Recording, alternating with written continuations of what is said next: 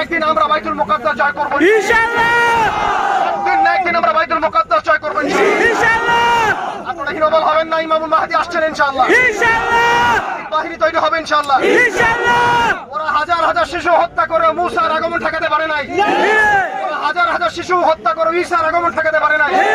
ওরা লাখ লাখ ফিলিস্তিনিকে হত্যা করেও ইমামুল মাহদীর আগমন ঠেকাতে পারে না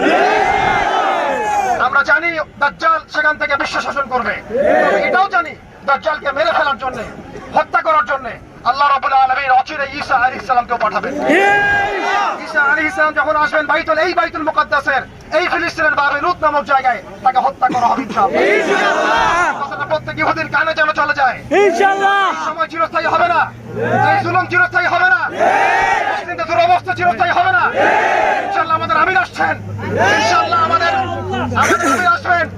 ইনশাআল্লাহ ইমাম আসবেন ইনশাআল্লাহ জাইশ আমাদের বাহিনী আসবে ইনশাআল্লাহ সেই বাহিনীতে যোগ দেওয়ার জন্য প্রস্তুতি গ্রহণ করবেন ইনশাআল্লাহ আজকে থেকে জীবনের লক্ষ্য উদ্দেশ্য ফিক্স করেন ইনশাআল্লাহ যতদিন বাঁচবো আল্লাহর জমিনে আল্লাহর গোলাম হয়ে বাঁচবো ইনশাআল্লাহ জীবনের উদ্দেশ্য থাকবে আমি আল্লাহর জমিনে আল্লাহর দিন কায়েম করে ছাড়বো ইনশাআল্লাহ ওই দিন কায়েম করতে করতে মরে যাবো